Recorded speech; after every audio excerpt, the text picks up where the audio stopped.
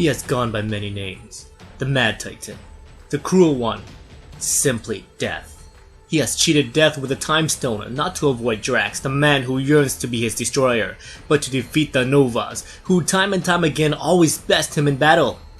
No matter how hard he tries, no matter how many stones he's gathered, the future becomes futile, and he always goes back to destroy the fruitless past. While Thanos schemes, his death sentence, a man known as Drax the Destroyer, is hot on his trails. But this time, Thanos will try a different tactic. He travels back in time when Anwen and her family have not yet been inducted into the Nova Corps. Arriving at their campsite in Central Park, Thanos offers a peace offering. His hunt yielded more than his fill, and he says that the family looks hungry. This lie makes his stomach churn, but it must be done to gain their trust. Before he departs, the Mad Titan wishes them luck. He has filled their bellies. He had begun to earn their trust. Then when the bug wave crashed upon them, family is weakness. Anwen's father and little sister are running out of breath as a horde of bugs are approaching fast. But this is when the Mad Titan makes his move. He jumps right in between the bug and its meal and begins to pummel the attackers. Soon, he will greet the day when he can crack Anwen and her family's bones beneath his heel. But today, Thanos is the savior. "Run! Save yourselves!" the Titan yells. The family ran without looking back. Thanos turns towards the bug and makes quick work out of them. It is easier than taking candy from a baby. He now runs to meet the family who he had saved. His heroics have earned their trust, but a new problem arises as Anwen's mother rejoins her family. It's gonna be a bit trickier to earn her trust. Thanos presents a Nova Pulse Cannon accompanied with a story. He tells the Nova Corpsman that he fought alongside her fellow Corps members, Commander Jesse Alexander and his son Sam. The bugs got to them both, but not before they managed to strip Thanos the Time Gem. In reality, he slayed a platoon of Novas to get this, but now, his next move will pain him dearly.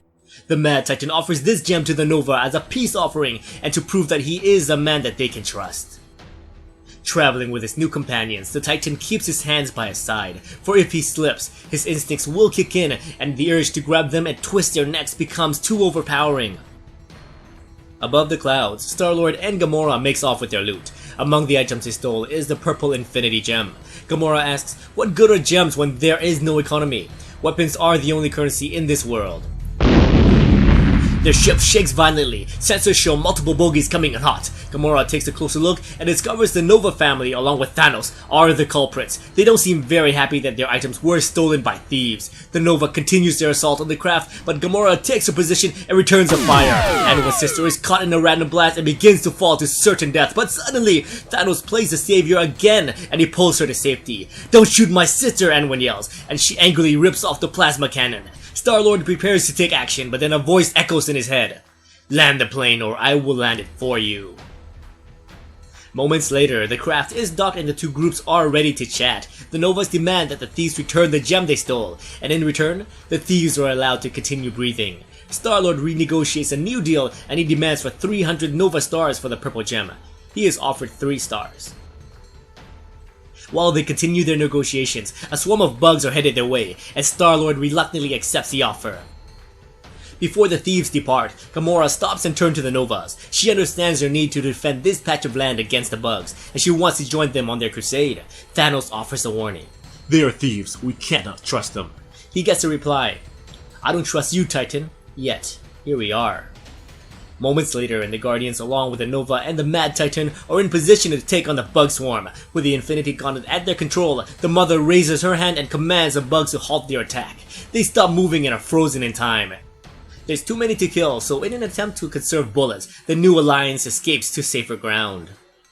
Hours later, a vision of bugs, destruction, and a strange man possessing a gem plagues her dream. She wakes up to realize that it was just that, a dream. The Mother is alerted to a stone nearby, and she commands her new allies to land their vessel. The team walks towards the ruined forest to search for the gem. The assassin senses her presence and she readies herself for battle, but it turns out that the presence she felt came from a tree. This sentient tree means them no harm. As they discuss where the gem might be within the tree, he begins to move and raises his hand to present a red gem. The Titan's anger grows. He can barely hold in his disdain. His prize is in the arm of that woman, almost complete. He holds in his tongue and rejoins the lambs in the ship heading towards a new Infinity Gem. But they have a new member, a tree. It matters not because Thanos is a wolf in sheep's skin, and he will soon kill that tree that won't shut up, and the rest will become lambs for his slaughter.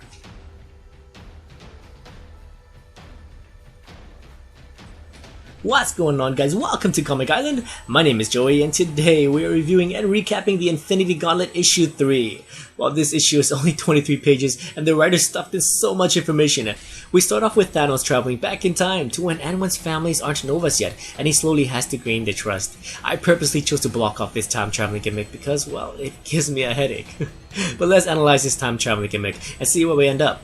Okay, so last issue, we see a battle-scarred Thanos losing to an unidentified Horseman. He goes back in time with a yellow gem and kills the Thanos of this time. So how many Thanoses are there? Is it just this one guy time traveling and killing off different Thanoses only to take their place to try to kill the Novas? Here's another question. What did the clean-looking Thanos meant when he said, "I would just have to try harder"? How would he know that his future self would come and tell him what to do? And is time linear in Battleworld? What he does will affect this one timeline? Or is a multiverse theory coming into play here? Well, there can't be a multiverse because, well, as we may know, there is only Battleworld, so didn't Thanos create a time paradox like what Wolverine did in the Age of Ultron? Yeah, I'm confused. Okay, so I originally started this series just because issue 1 was really good.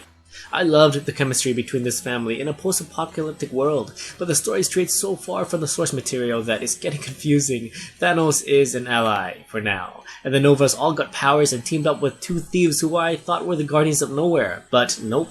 They got their own issue series, and these two are just by themselves. We got Drax the Destroyer looking like his original 1960s or 70s art design. To be honest, I had no clue who the Guardians were until the debut of their movie, so I honestly don't know much about the incarnation of Drax. And then we got a vision of who I believe to be Adam Warlock. The cast is getting way too crowded. I purposely didn't refer to Anwen's family by their name because I had a feeling that the cast would get too crowded, and now there's just more characters to introduce. Anwen gets her 15 minutes of fame as she breaks the Guardians canon, but I think that's it. So as of right now, this series has gone in a downward trajectory for me, and it's starting to feel more like a chore to review this issue. But good news, folks, I plan on soldiering it through to the end, much like what me and Arden have to endure with DC's Convergence. With that being said, I do want to point out one good thing about this issue to bring it to a close. So GROOT was really cool and saved this issue for me. He barely said a word, but his facial expression says it all. So I'm glad that they added him to the roster. So what do you think about this issue? Do you share my feelings towards this tie-in series? If you enjoyed it, please let me know why, because I desperately want to enjoy it. Alrighty guys, thank you so much for watching, and as always, if you enjoyed this video, please like, subscribe, and I'll see you next time in another Secret Wars tie-in.